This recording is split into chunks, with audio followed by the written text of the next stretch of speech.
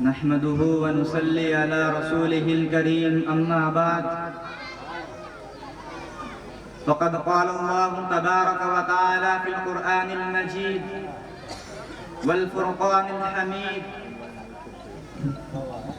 فأعوذ بالله من الشيطان الرجيم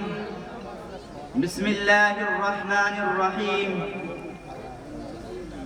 لا يأتيه الباطل من بين يديه ولا من خلفه تنزيل من حكيم حميد صدق اللہ العظیم۔ یا رب یہ التجا ہے کرم تو اگر کرے، یا رب یہ التجا ہے کرم تو اگر کرے، وہ بات دے زباں میں جو دل پر اثر کرے۔ صدر ذی وقار، علماء اعظام اور مہمانان کرام، اللہ تبارک و تعالیٰ کا بے انتہا فضل و کرم ہے کہ اللہ تبارک و تعالیٰ نے مجھے آپ حضرات کے سامنے کچھ کہنے کا موقع عنایت فرمایا۔ دوستو، میں نے خطبے کے دوران جو آیت پڑھی ہے، اس آیت کے علاوہ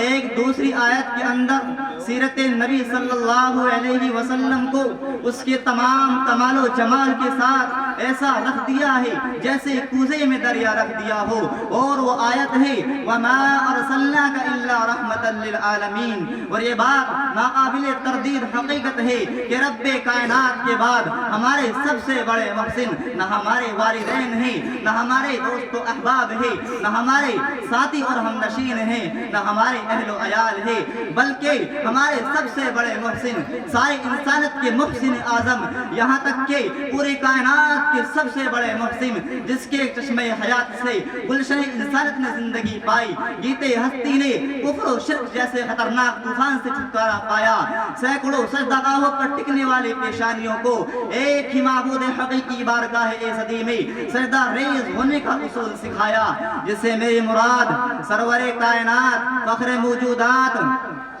تاجدار بطحہ، ساقی کوثر، شافی محشر، امام الاتقیاء، خاتم الانبیاء، سرکار دو عالم جناب محمد رسول اللہ صلی اللہ علیہ وسلم کی ذات اقدس ہے، جنہوں نے ہمیں ایک خدا سے ملایا، ایک خدا کا جلوہ دکھایا، جنہوں نے فلک کی بلندی میں، زمین کی پستی میں، دن کی روشنی میں، رات کی تاریکی میں، سورج کی چمک میں، جگنوں کی دمک میں،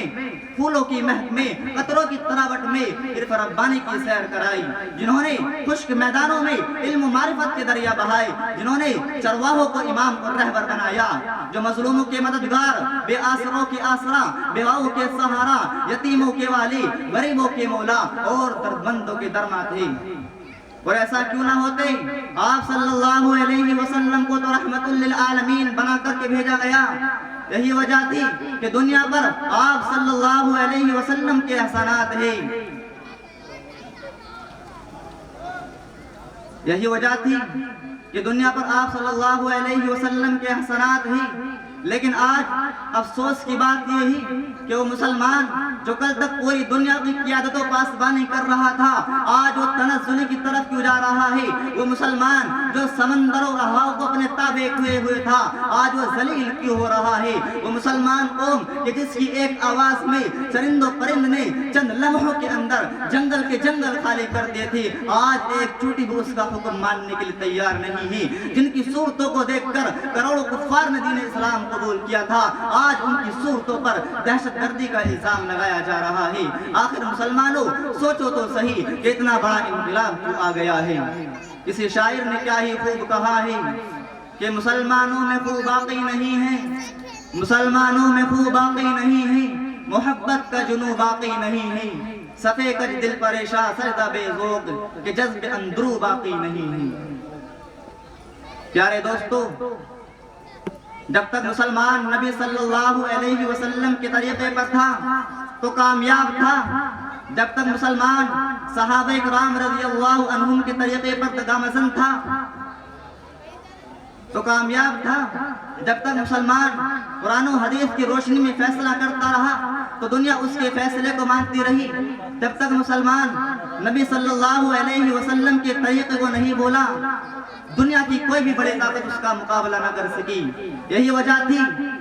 کہ لوگ جب دنیا میں تھے تو کامیابی کی زندگی گزارے، اور جب مرے تو کامیابی کی موت مرے، لیکن جب مسلمان قرآن و سنت کو پس کچھ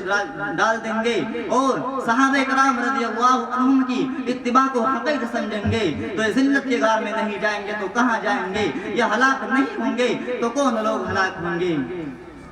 میرے دوستو، یہ بات آپ اپنے دل و دماغ کے اندر بیٹھا لیجئے کہ آج جتنی بیماریوں نے جنم لیا ہے اور جتنی بدعات و خرافات پھیل گئی ہیں اور جتنے رسم و رواج پھیل رہے ہیں، یہ سب کچھ نبی صلی اللہ علیہ وسلم کے طریقے کو چھوڑ دینے اور قرآن و حدیث کے طریقے کو بھلا دینے کی وجہ سے۔ بس میں اسی چند باتوں پر اپنے تقریر کو ختم کرتا ہوں۔ اللہ تبارک و تعالیٰ سے دعا ہے کہ اللہ تبارک و تعالیٰ ہم سب کو ان تمام باتوں پر عمل کرنے کی توفیق عطا فرمائے۔ وآخر دعوانا ان الحمد للہ رب العالمین۔